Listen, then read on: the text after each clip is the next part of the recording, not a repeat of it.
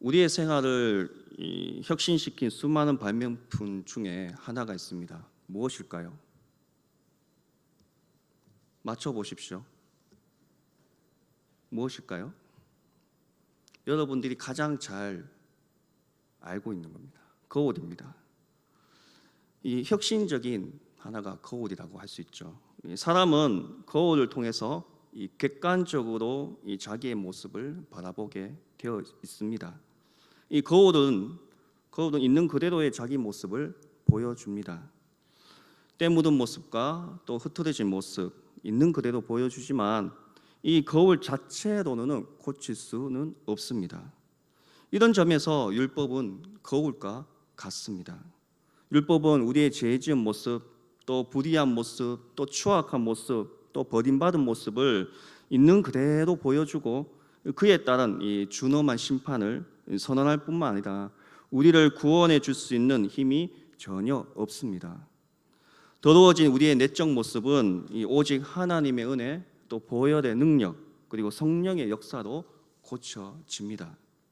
그런데 이 갈라디아 교인들은 이 은혜와 율법을 제대로 몰랐기 때문에 이 하나님의 은혜를 내팽개쳐 쳐버리고 이 행위로서 스스로를 구원을 얻겠다고 율법주의를 따르는 어리석은 행동을 했다는 것이죠. 이로 인해서 바울은 1장에서 이 갈라디아 교인들을 위하여 다른 복음은 없다고 선언하면서 2장에서는 율법이 아니라 믿음으로 말미암아 의롭게 되는 도리를 가르쳤습니다. 그리고 3장에 들어서서 이 바울은 갈라디아 교인들이 이 어리석도다라고 책망하면서 왜 어리석은지 그 이유를 설명하고 있습니다.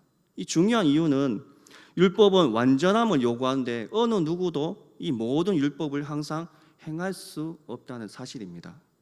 오늘 말씀은 구원을 얻는 것이 이 율법에 통해서가 아니라 믿음으로 얻는다는 이신득이의 이 교리를 주장하는 데 있어서 이 하나님의 약속을 믿음으로 받아들이는 것을 통해서 구원을 얻는 것이지 율법을 통해서 구원을 얻는 것이 아니라는 주장을 합니다. 왜 약속이 율법보다 우월한가? 그렇다면 약속이 있는데 왜 율법을 주신 것인가를 다루고 있습니다. 첫 번째는 이 하나님의 약속은 결코 파기되거나 변경될 수 없다고 영원합니다. 바울은 15절 말씀에 먼저 사람의 예대로 말한 대로 사람의 언약은 한번 정해지면 아무도 폐하거나 더하거나 할 수 없다는 말을 합니다. 사람들이 약속을 잘 안 지키는데 왜 그럴까요? 그런데 여기서 이 사람의 언약이란 말은 요즘으로 하면 공증과 같은 것입니다. 어떤 약속에 대해서 이 변호사의 공증을 거치게 되면 법적인 효력을 가진 것과 같은 것이 된다는 것이죠. 그런데 바울이 이 말을 하는 이유가 무엇입니까? 하물며 이 하나님의 약속은 얼마나 더 확실하겠느냐는 것입니다. 왜냐하면 하나님은 신실하시고 또 불변하지 아니하시고 영원하시기 분이기 때문에 그분이 한번 말씀하신 것은 결코 파기하거나 변경될 수 없다고 또 영원하다는 것입니다. 하나님은 변덕스러운 분이 아닙니다. 하나님은 실현 불가능한 말을 내뱉는 경솔한 분이 아니라는 것입니다. 신명기 4장 31절 말씀을 보겠습니다. 신명기 4장 31절 말씀에 내 하나님 여호와는 자비하신 하나님이시라 그가 너를 버리지 아니하시며 너를 멸하지 아니하시며 내 조상들에게 맹세하신 언약을 잊지 아니하시리라고 말씀하고 있습니다. 이사야 54장 10절 말씀에서도 산들이 떠나며 언덕들을 옮길지라도 나의 자비는 내게서 떠나지 아니하며 나의 화평의 언약은 흔들리지 아니하리라 너를 긍휼히 여기시는 여호와께서 말씀하셨느니라고 기록되어 있습니다. 하나님은 우리의 맺으신 언약을 잊지 않으신다고 했고 산과 언덕을 옮길지라도 이 하나님의 언약은 흔들리지 않는다고 했습니다. 이 하나님의 성품을 두고 맹세하신 것입니다. 이런 하나님의 어떤 약속을 하고 계십니까? 16절 말씀에 보시면 이 약속들은 아브라함의 그 자손에게 말씀하신 것인데 여섯을 가리켜 그 자손이라 하지 아니하시고 오직 한 사람을 가리켜 내 자손이라 하셨으니 곧 그리스도라고 오늘 본문 말씀에 기록되어 있습니다. 이 하나님이 아브라함과 맺은 약속이 무엇입니까? 내 자손이 바다와 바다의 모래같이 또 하늘의 별같이 많아질 것이라고 또 내 후손에게 이 땅을 주리라는 것입니다. 오늘 이 말씀을 바로 이해하기 위해서는 창세기의 두 부분을 이해하는 것이 필요합니다. 우선은 창세기 15장 말씀에 보시면 하나님이 아브라함과 약속을 맺으시는 장면이 나옵니다. 하나님이 그 자손에게 땅에 대하여 약속을 하자 아브라함이 이 땅을 소유로 받을 것을 무엇으로 알겠냐고 물었습니다. 그 약속이 확실하다는 공증과 같다는 것을 말하는 겁니다. 그러자 하나님이 암소와 또 암염소와 순양과 산비둘기와 집비둘기를 가져와서 그 중간에 쪼개서 그것을 마주 대하여 놓고 기다리라고 하십니다. 그래서 아브라함이 그렇게 해놓고 기다립니다. 솔개가 그 고기를 채 가지고 그 위로 왔다 갔다 하는데 아무 일이 없습니다. 그러다가 아브라함이 깊은 잠에 빠지자 이 하나님이 혼자 그 사이로 지나가시는 장면이 기록되어 있습니다. 이것이 무엇을 말하는 겁니까? 이것은 당시 고대 근동 지방에서 행해졌던 언약 의식입니다. 쪼갠 고기 사이로 약속의 두 당사자가 지나가는 것입니다. 약속을 안 지키면 이 쪼개진 고기처럼 되겠다는 헌신을 보여주는 것입니다. 그래서 히브리어로 약속의 베리트라고 하는데 그 어원이 쪼갠다는 뜻입니다. 그런데 하나님은 이 아브라함을 깊이 잠들게 하고 혼자 지나가셨다는 겁니다. 무엇을 의미하는 것입니까? 인간은 이 약속을 지킬 능력이 없다는 겁니다. 그러나 하나님은 반드시 지키겠다는 의지를 보여주시는 것이죠. 성경의 약속, 그 언약이란 말이 나올 때 두 가지가 있습니다. 하나는 일방적인 약속입니다. 이것은 상대방의 어떤 행동에도 관계없이 일방적으로 이루어지는 약속입니다. 또 하나는 쌍방적인 약속입니다. 이 약속을 함께 지켜야 하는 겁니다. 한쪽에서 지키지 않으면 파기되거나 그에 상응하는 대가를 치르게 된다는 것이죠. 그런데 지금 하나님이 아브라함과 하신 약속은 어떤 겁니까? 일방적인 것입니다. 홍수로 심판하신 후에 하신 그 무지개 언약도 일방적인 겁니다. 그러나 율법과 같은 것은 쌍방적인 겁니다. 너희가 이 율법을 지키면 나는 너희 하나님이 되고 너희는 나의 백성이 되리라. 은혜롭지만 쌍방적인 책임이 수반이 됩니다. 아브라함과 한 약속이 우리가 행위를 통하지 않고 믿음으로 구원을 얻는다는 이신득이의 기초가 되는 약속이라고 말할 수가 있습니다. 이 말은 우리가 구원을 위하여는 우리의 의사와 노력이 포함될 여지가 없다는, 전혀 없다는 것입니다. 모든 것은 다 하나님이 하셨습니다. 그래서 우리는 복음에 대하여 믿기는 하지만 소극적으로 대할 때가 많습니다. 가만히 앉아서 이 구경만 하면 되는 것처럼 생각합니다. 우리가 할 수 있는 것은 없습니다. 그렇다고 구원은 소극적인 것은 아닙니다. 그런데 사람들은 은혜로 주시는 그 약속보다는 율법이 더 낫다고 생각하는 겁니다. 율법에는 인간의 공로가 인정되기 때문이죠. 복음은 재미가 없습니다. 좀 힘들더라도 율법이 더 인간적이고 더해 볼 만한 것도 생각한다는 것입니다. 내가 직접 참여하고 내가 성취하는 것을 느낄 수 있다고 생각하기에 복음을 버리고 율법에 빠지게 된다는 것이죠. 그러나 성경은 우리가 우리의 구원을 위하여 할 수 있는 것은 아무것도 없다고 말하고 있습니다. 이미 이루어 놓으신 그 하나님의 약속을 믿음으로 받아들이고 그 약속 가운데 거하는 것밖에 없다는 것이죠. 오늘 말씀을 이해하는 데 필요한 창세기 또 한 곳은 22장의 말씀입니다. 이 사건은 이삭을 하나님께로 번제로 드리는 본문입니다. 이 사건 후에 창세기 22장 18절 말씀에 하나님이 이러한 약속을 하십니다. 또 내 씨로 말미암아 천하 만민이 복을 받으리니. 이렇게 하라고 하실 때 이 씨는 자손을 말하는 말인데 이 복수가 아니라 단수로 쓰였던 겁니다. 아브라함의 자손 때문에 천하 만민의 복을 받으리라는 이 약속인데 이 자손이 여러 사람을 말하는 것이 아니라 단수로 말하는 것이며 또 예수 그리스도를 두고 하신 말씀이란 겁니다. 창세기 3장 15절 말씀에 뱀을 벌하실 때 여자의 후손은 내 머리를 상하게 할 것이요 너는 그의 발꿈치를 상하게 할 것이니라고 기록되어 있습니다. 이러할 때도 여자의 후손이 단수로 쓰였습니다. 즉 사단이 예수의 발꿈치를 물어 상하게 할 것이지만 예수 그리스도는 사단의 머리를 밟아 멸할 것이라는 의미입니다.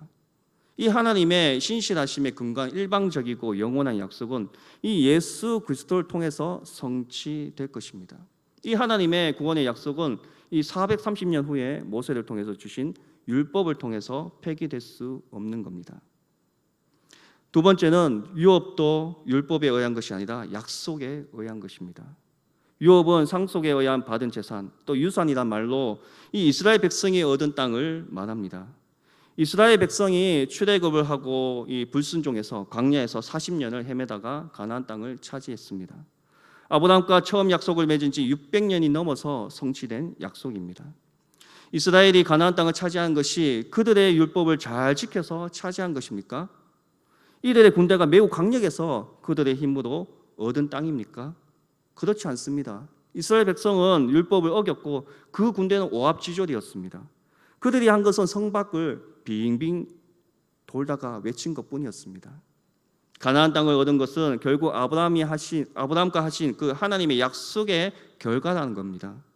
이 아브라함의 약속의 성취로 이스라엘 백성은 땅을 유업으로 얻었습니다. 그런데 이것은 구약 시대를 통한 이 모형적인 성취입니다. 이 하나님이 우리에게 말하고자 하는 궁극적인 성취는 그 예수 그리스도를 믿는 자에게 주시는 하나님의 나라가 유업이라는 것이죠. 이 하나님의 나라는 단순히 죽어서 가는 것이 아니라고 했습니다. 우리가 하나님의 약속에 믿음으로 반응하여 그 예수 그리스도를 진정한 구주와 주님으로 영접하게 되면 이 하나님이 일하시기 시작하는 겁니다. 이 하나님으로부터 공급받는 것이 복입니다. 우리는 이 복을 통해서 이 땅에서 이 하나님의 나라의 백성으로 사는 힘을 공급받는 겁니다. 그렇다면 우리가 율법으로 이 의롭다함을 받는 것도 아니고 또 율법으로 유업을 받는 것도 아니라면 율법은 무엇일까요? 율법은 왜 주어진 것이냐를 다루는 것이 19절 말씀에 기록되어 있습니다. 세 번째 말씀은 이 율법은 추가된 것이고 중보자를 통해 준 것이고 또 약속의 자손이 오시기까지 한시적인 것이고 우리가 재활이 있다는 것을 알기 위한 것이라고 말하고 있습니다. 율법은 범법함으로 더하여진다고 말하고 있습니다. 이 범법함이란 말은 곁길로 가다는 말에서 유래되었습니다. 이 기준이나 규범으로서가 일탈행위 때문에 주셨다는 말입니다. 더하여진다는 것이란 말은 어떤 것에 추가적으로 부과하다는 말을 뜻하는 것입니다. 이 말은 이 율법이 있기 전에 어떤 것, 곧 언약이 있었음을 의미한 동시에 율법을 종속되도록 추가된 것임을 말하고 있습니다. 즉, 이 구원에 있어서 이 율법의 본질적인 것이 아님을 뜻하는 것이죠. 원래 율법은 이스라엘을 애굽에서 구출하기 위해서 주신 것이 아니라 이스라엘을 애굽에서 구출해 내신 후에 준 겁니다. 하나님의 나라의 백성이 된 이후에 어떻게 살아야 하는지에 대한 가이드 역할을 하는 것이죠. 어떻게 그 백성됨을 유지하면서 살 수 있는가를 제시합니다. 일종의 우리가 하나님과의 결혼을 한 겁니다. 부부가 되었습니다. 이 부부관계를 유지하기 위해서 지켜야 할 도리가 있습니다. 그런데 인간은 죄 가운데 계속 살아왔기 때문에 그것은 잘 모릅니다. 그래서 율법을 통해서 이 부부관계의 관계를 유지하기 위해서 필요한 것을 가르쳐 줍니다. 그렇다고 인간이 이것을 잘 지키지 못할 것도 아셨습니다. 그래서 제사제도를 통해서 그것을 범하면 어떻게 회복되는지도 가르쳐 주셨습니다. 그런 면에서 율법은 추가된 것이고 필요했던 것입니다. 그런데 유대인들은 이 율법을 이런 용도로 사용한 것이 아니었습니다. 율법 속에 이 담겨있는 이 하나님의 의도를 파악하고 그 정신을 따라서 살지를 않았던 것이죠. 율법이란 삶의 체계를 통해서 스스로 거룩함을 증명하면서 구원받을 수 있는 근거를 마련하는데 사용한 것이 문제였던 겁니다. 율법은 이 중보자를 통해서 주신 것이지만 약속은 아들 대신 하나님이 직접 주신 것입니다. 율법은 이 천사를 통해서 중보자의 손으로 베푸신 것입니다. 이 천사는 하나님의 그 이스라엘과 시내산에서 언약을 맺을 때 우리 우레와 이 번개와 또 빽빽한 구름 사이로 이 나팔 소리 중에 임하는 것으로 표현하고 있는데 이제 나팔을 불면 수종들었던 천사들입니다. 이 중보자는 모세이죠. 중보자가 왜 필요합니까? 이 양쪽의 입장의 조정이 필요하기 때문에 중보자가 필요하다는 것입니다. 그런데 이 중보자의 모세도 인간이란 것이죠. 역시 죄 가운데 있는 인간이기 때문에 중보자로서의 한계가 있습니다. 그런데 언약에는 중보자 없이 이 하나님이 직접 주셨다는 겁니다. 예수님은 인간의 모습으로 와서 우리의 모든 한계를 친히 경험하신 분이십니다. 그런데 이 예수님은 하나님과 동등된 분입니다. 성부 하나님과 하나라는 거죠. 그런데 예수님은 중보자 없이 친히 하나님의 약속을 우리에게 주신 것입니다. 그렇기 때문에 약속이 율법보다 우월하다는 겁니다.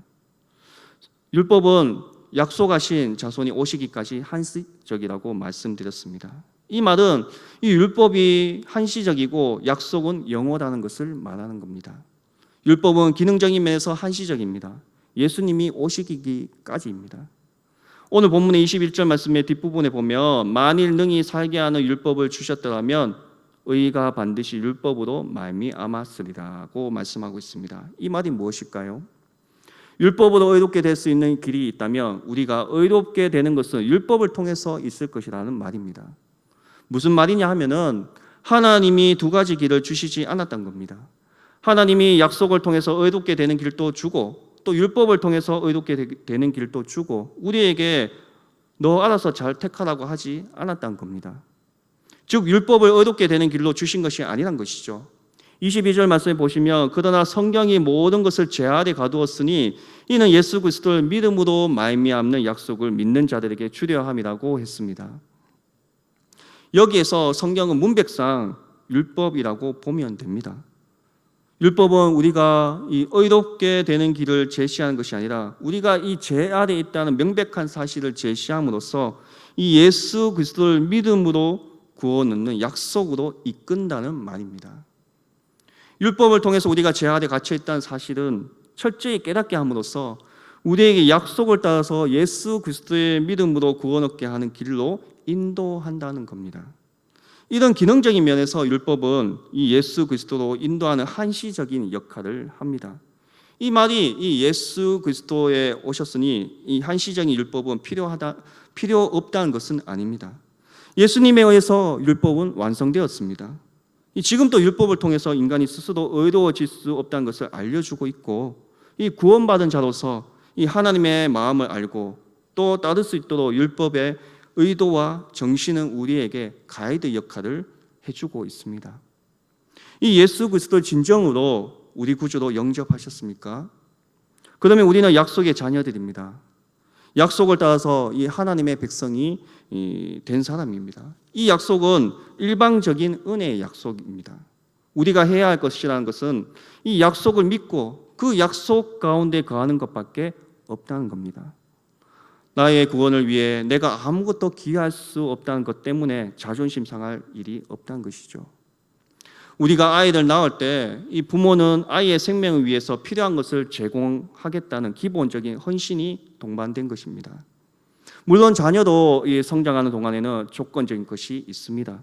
가령 예를 들어서 너 이번에 시험 90점 이상 받으면 용돈 더 줄게.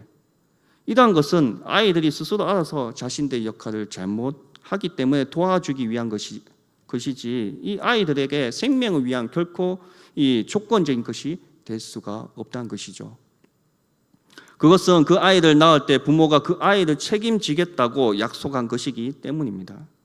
사람들은 언제 가장 안정감을 느끼는지 아십니까? 어떤 조직의 강한 이 규정 안에 들어가서 그것을 지킬 때입니다.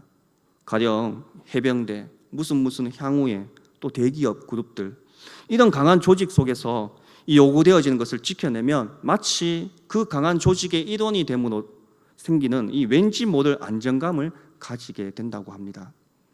율법도 그런 삶의 체계를 제공해 주는 겁니다. 할례를 받아서 입문하고 또 행해야 할 것과 행해서는 안 될 것을 규정해 줍니다. 이것을 따라갈 때 하나님의 백성이 일원이 된다는 강한 유대감을 주었던 것이 이 율법입니다. 그런데 복음은 어떠합니까? 이런 것이 없습니다. 믿음으로 구원받았으면 그것으로 끝입니다. 더 이상 우리가 할 것이 없습니다. 그러니까 너무 엉성해 보입니다. 안정감이 없습니다. 복음은 사람을 해방시켜 놓고 아무것도 가르쳐 주지 않는 것 같습니다. 이 자유를 주었는데 이 자유를 어떻게 사용해야 할지 공식이 보이지 않는다는 겁니다. 그러나 율법이 제공한 안정감은 허구입니다. 사실 하나님의 이 약속만큼 안전한 것이 없다는 것이죠. 해병대도 또 향후에도 또 대기업도 무너집니다. 그러나 하나님의 그 변함없으신 그 동일하신 분이기 때문에 무너지지 않다는 거죠. 율법은 화학 반응에 있어서 촉매 같은 것입니다. 화학 반응의 본질적인 것은 아닌데 그 반응을 보다 용이하게 만드는 겁니다. 구원이 더 긴급하는 것을 알리는 지시적인 역할을 합니다. 율법의 기능은 제한질 수밖에 없음을 잊지 마십시오. 율법에 빠져서 그것으로 나의 나됨을 확인하려고 하지 마십시오. 우리가 구원을 위해서 무엇인가를 하려고 하지 말고 나를 이처럼 구원해 주신 그 하나님 앞에서 감격하고 감사해서 무엇인가를 하십시오. 구원받은 자의 삶은 소극적인 것이 아닙니다. 구원을 위하여 내가 한 것은 있지만 구원받은 자로서 할 것은 많습니다. 하나님을 위하여 자유롭게 사용하라는 겁니다. 내게 주신 복음의 생명력을 사용하십시오. 복음 안에서 평안함이 있고 사랑이 있습니다. 감사가 있고 감격이 있습니다. 이 하나님이 주시는 창의력과 상상력이 있습니다. 이것은 재료와 같은 것입니다. 이 재료를 사용해서 무궁무진한 이 레시피를 만들어내는 것입니다. 새롭게 창의적인 레시피가 나오려면 실패도 할 수도 있습니다. 그러나 그 방향성을 잃지 말고 계속 시도해야 하는 것입니다. 우리가 하나님을 마음을 깨닫는 것만큼 성장이 일어나고 또 우리 안에 성장이 있는 만큼 하나님의 마음을 기쁘시게 하는 시도가 있을 겁니다. 이것은 자연스러운 생명의 반응인 것입니다. 생명은 가만히 있지 않습니다. 무엇인가 꿈틀거리면서 활동을 하고 만들어냅니다. 하나님을 기쁘시게 하는 삶, 하나님께 영광 돌리는 삶을 사십시오. 그리할 때 하나님의 자녀만이 하나님을 기쁘시게 할 수 있다는 겁니다. 하나님을 기쁘시게 했기 때문에 하나님의 자녀가 되는 것이 아님을 잊어서는 아니 됩니다. 그리고 무엇보다도 이 하나님을 기쁘시게 하는 것은 우리의 성장입니다.